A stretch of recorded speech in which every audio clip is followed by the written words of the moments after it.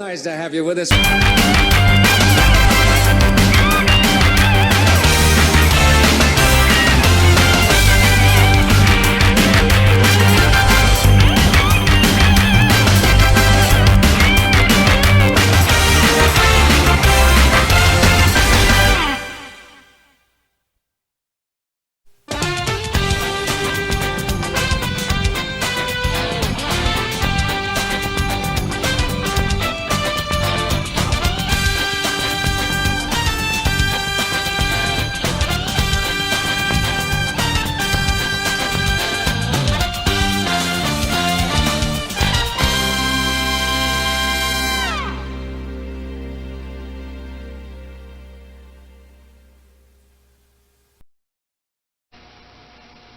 With a story certain to worm its way into your heart, here's Connor Knighton.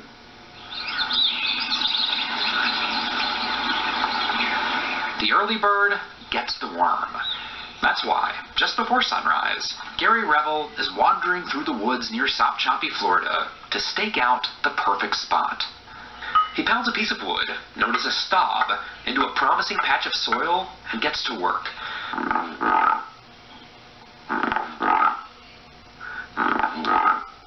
After a few minutes of rubbing the top with a flat piece of iron, earthworms begin to emerge from the earth, where Revel's wife Audrey is waiting to snatch them up. Let me see your haul here. Yeah. Oh my God. Handful there.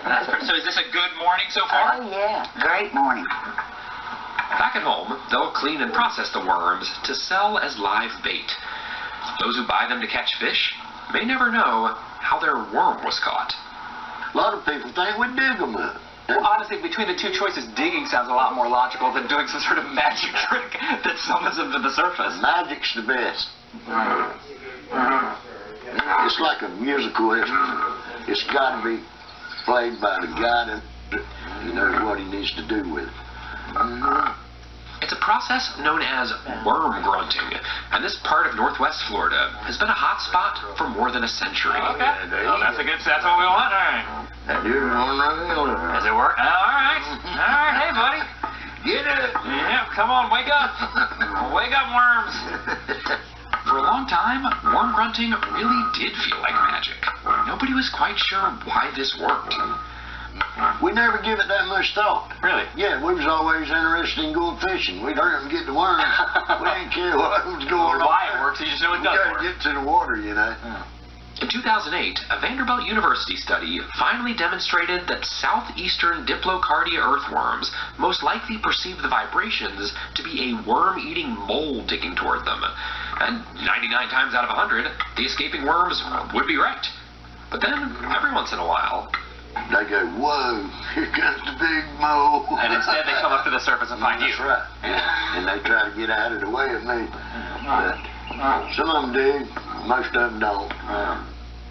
Revel grew up worm grunting for fun, then turned pro. While he only works part-time these days, he gets around $20 a bucket. Worm grunting was once a real business around these parts, as our very own Charles Carroll discovered in 1972. A casual passerby through Sopchoppy, Florida, watching Jim Rozier at his daily occupation, would surely think he'd taken leave of his senses. But no, he's just doing what a lot of people do around Sopchoppy, grunting for worms. It was possible to work as a full-time worm grunter. Can people actually make a living at this? I do. But not long after Carroll stopped by, soft plastic fishing lures started to lure many people away from using live bait. The local worm industry declined, but by then, Sopchoppy had been given a brand. Yes, worm time down on Sopchoppy. Can't sing a song but the melody.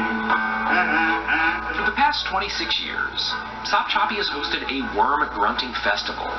It's an excuse for the small town to throw a big party, celebrating its favorite invertebrate. There's a wiggle fun run, gummy worm eating contest, a worm queen is crowned, and children get to give grunting a try. We ought to bring the true legend out. Mr. Gary, come out here and show them how it's really done.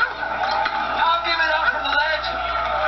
If you can inspire some of them kids to learn that maybe an office job ain't what I need. And not say worming, they might take up something like archaeology or some kind of outside occupation. Revel, who's 74, has taught his son Snap to grunt, but he knows there's not a new generation of professional grunters coming up. Me and Aldrin Snaps, one of the last families that does this, the whole process. And when we're done, that's it. But Revel isn't planning on stopping anytime soon. For him, spending time in the woods with the worms is a way of life. All your worries will go away. And it seems to be fun and the thing to do if you live in the woods. That doesn't get old for you? No. No, I got to go out here and see what them worms is up to. You wake up curious? Yeah, I ain't going to forget about them, not overnight either.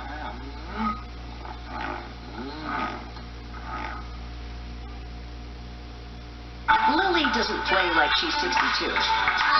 She plays like you owe her something. And with Insure Max Broking, she always collects. Told you she still plays? Dude, you're in your prime, so keep it that way. Insure yourself. Rough, dry eyes? Mibo is the only prescription dry eye drop that targets the #1 cause. Don't use if allergic to Mibo. Remove contacts before using and wait at least 30 minutes before putting them back in. Eye redness and blurred vision may occur. Ask about Mibo. Jermaine is typically on the road for months at a time. I like to make him feel comfortable. I love Downy because it makes the sheets smell so fresh all week. Fresh sheets for 7 nights. These sheets smell like home. Downy. When my hair started thinning, I didn't want to hear the wisecracks. I was ignoring my hair because I was a full-time working mother, but luckily I found Nutrafol. My hair was getting stronger and thicker. I finally feel like myself again. Get growing at Nutrafol.com. Your dog's paws are covered with bacteria you can't see. And dirt you can see. Book the pet bundle now and see Supergirl in theaters June 26th. Being a business owner takes hard work and a whole lot of miles. We chose the Capital One Venture X business card. We earn unlimited double miles on every purchase. And with big purchasing power, we can spend more and earn more. What's in your wallet? Welcome to the Feel Good Labs. Today's hypothesis, Jergens Cherry Almond plus long-lasting hydration equals an iconic formula. Hypothesis confirmed. Jergens Cherry Almond is the iconic scent of softness. The feel-good feeling of Jergens.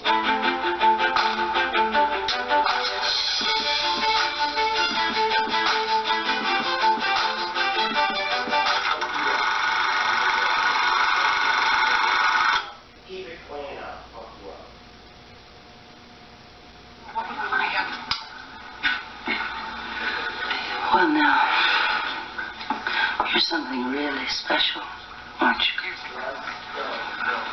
It's Sunday morning on CBS, and here again is Mo Rocca. By pretty much any measure, model and actor Lauren Hutton is truly a trailblazer. And yet to hear her tell it, she was just born lucky. Whatever the explanation, she's one of the most recognizable faces of her generation. And she's talking with Anthony Mason. In this photograph, we actually see the gap in your teeth. But in the beginning, they didn't want you to show it. No, and I had to buy a little $300 plastic thing went there that I would sneeze out and lose.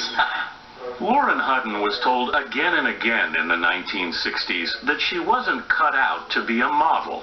You've got that space between your teeth, your eyes are crossed a lot of the times, and I had improper everything. She still owns the record for most cover appearances on American Vogue, 26. And at 82, she still has that smile. How do you feel about basically having been the first supermodel?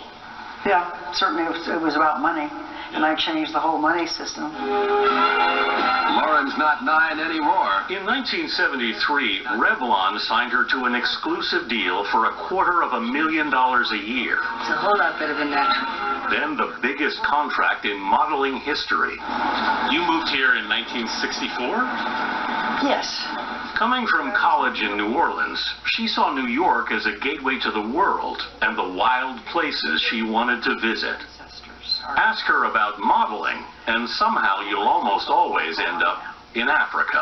But I lived with pygmies, and I lived with Karamojong, and I lived with Kalahari Bushmen. You're constantly excited. You're constantly thrilled. And everything's beautiful. My life was none of this stuff.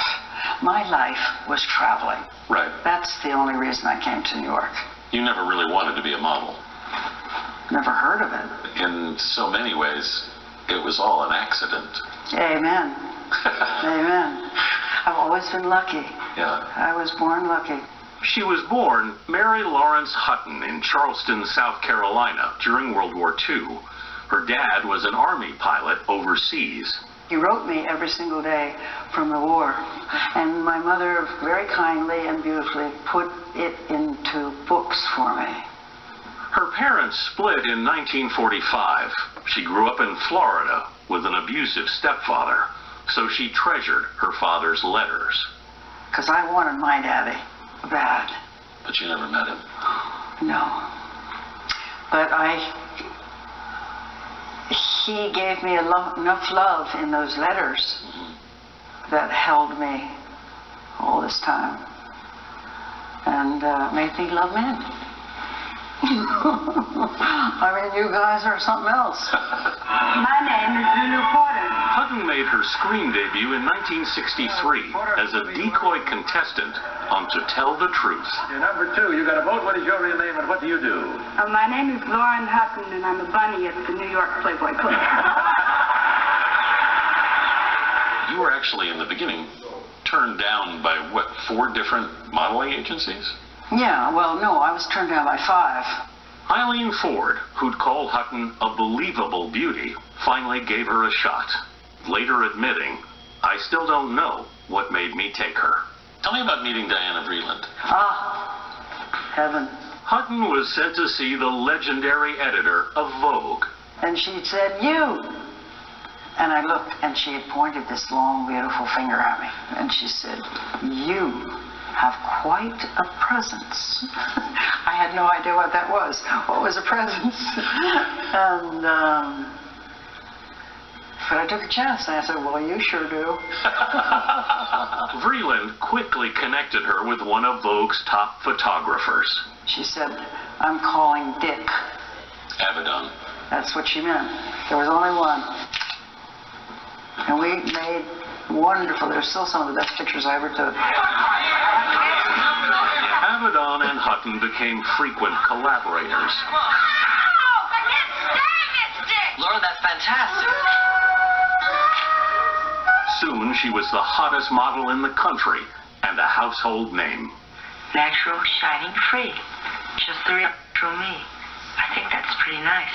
Liquid Prel for naturally beautiful hair. The light bulb is great. We met Hutton at the Rauschenberg Foundation, the studio of the late artist Robert Rauschenberg. I always feel easy and comfortable when I'm around his pictures because that's what he was. A friend and neighbor, Rauschenberg created this collage portrait of her. I finally decided she was a goddess. Yes, she is. Which I identified with her. Hutton landed film roles, too. In Paper Lion with Alan Alda. The Gambler with James Caan. How many languages do you speak? And American Gigolo with Richard Gere. Plus the international language. That's right. For someone who didn't want to be a model, or an actress, you turn out to be really good at it, and you seem to not only understand to do it, but you seem to figure out the economics of it. Twice. I did that twice. Because Bob lost all the first bunch. Bob was Bob Williamson. For nearly 3 decades, her boyfriend, father figure, and financial manager.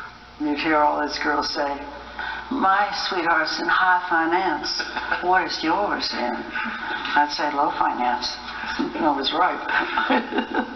They traveled the world together until she discovered he'd lost nearly $13 million of her money. Bob was very, very smart about all kinds of stuff. But he also lost all your money. Yeah, but you know what? I'd do it again in a second like that. You wouldn't trade everything you got with him? No. She went back to fashion and earned her fortune all over again. I just kept on plugging. Resilience is a recurring theme in Hutton's life. In 2000, a motorcycle accident knocked her 20 feet into the air. I can remember every second of it, and it was really sort of rapturous. She'd been riding to Las Vegas with a group of friends that included Jeremy Irons and Dennis Hopper. You were badly hurt. Oh, I was dead. And I wasn't breathing at all. Those boys saved me. My gang, my guys, saved my life. My wingmen. Yeah. Don't make me start crying. But the cover girl came back from that, too. Lauren Hutton has never regretted an adventure. I was not there to see myself on the stands. I was there to get the money to go see the world. I've had a great life. I've been very lucky.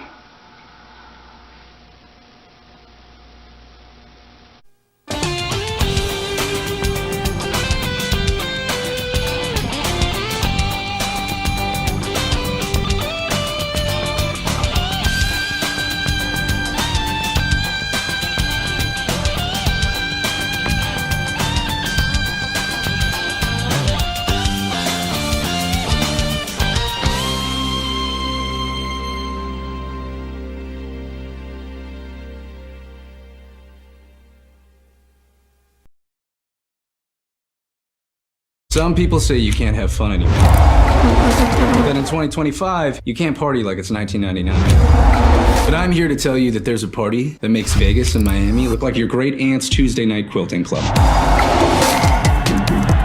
Let's talk numbers, shall we? 33 of the fastest human beings on four wheels. Speeds hitting 240 like it's just another Sunday drive. 350,000 people locked in and losing their minds. It's a rock concert, meets a rocket launch, meets a gladiator battle in the middle of spring break. It's part race, part party, part... Did that guy just paint his chest like a race car? The track, controlled chaos. Everywhere else, just chaos. Glorious, beautiful chaos. So if you're looking for a quiet, relaxing Sunday, keep scrolling. But if you want in a 109-year-old tradition that still rages harder than half your group chat, well, welcome to the show. You want an opera singer, a canon, and a flyover that rattles your bones and shakes your soul? Well, Bubba, that's the pregame. Why? Because this is the Indy 500. Because this is IndyCar. And if someone is throwing the greatest damn race on this planet, well, you better believe it's going down right here. Welcome to the fastest racing on Earth.